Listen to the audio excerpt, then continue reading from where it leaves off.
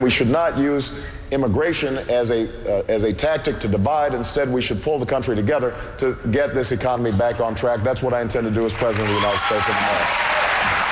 Something a little different at the Democratic debate tonight, immigration as an issue for the Democrats to debate, the two remaining ones. This is our continuing coverage in the aftermath of this, the 18th Democratic debate.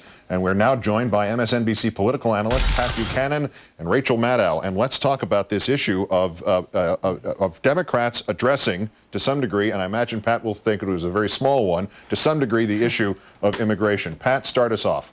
Well, I think that Obama had a good moment on it when he said we ought not to scapegoat these folks. It was emotional. But the fact that the question was asked by an African American, and she was talking about as I recall, asking about the immigrants taking away these jobs. And on that, I thought Hillary won the debate for this reason. She showed empathy for the person, and she also showed realism.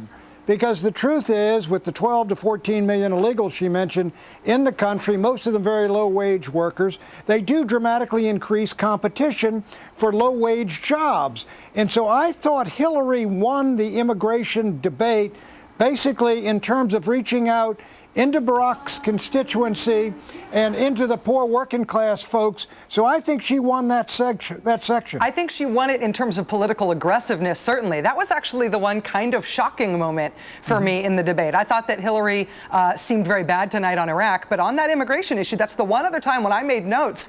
So I looked down at my notes and I said, Hillary says that African Americans should scapegoat Latino immigrants for taking their jobs. She specifically said African Americans. She referenced a personal interaction with an African American man who had lost his job and believed it was because of Latino immigrants. Barack Obama had said, let's not scapegoat anybody. African Americans were having high unemployment rates before the current wave of immigrants that we know we're talking about here. And Hillary Clinton essentially said, well, I don't know why we shouldn't scapegoat them. I mean, it wasn't in that blunt of terms, but it was. She was putting the wedge between Latinos and blacks. But the truth is that if you ask African Americans, many of them are more militant than white conservatives on the immigration issue because they're living in these communities and jobs are being taken, and there is a real turf war, if you will, over jobs and opportunities. And in the real world, that is happening, and Hillary showing that awareness, I think that's going to stand her in good stead. Yeah, and I'm surprised it showed courage, because it also, I guess you're going to find some Hispanics to say just what you're saying, Rachel. Yeah, well, she's scapegoating. I don't think it showed courage. I think it showed cravenness. I mean, anytime you've got communities that are hard hit, and when you look at, like, if you compare the start of Bush's term and Latino and African-American families and their incomes and how they have dropped so much more than the average American family's incomes have dropped over Bush's presidency, when you've got two communities that are hard hit, that are both essentially at the bottom of the economic ladder, it's a great place to drive a wedge. That's political dynamite right there. You can always turn them against each other. I was just shocked that she did it. Let me interject something here to try to get a little bit bigger picture on this. Was it a surprise to hear two Democratic candidates for the presidency of the United States both say that for illegal immigrants in this country to gain citizenship, one said they would have to learn English, and the other one said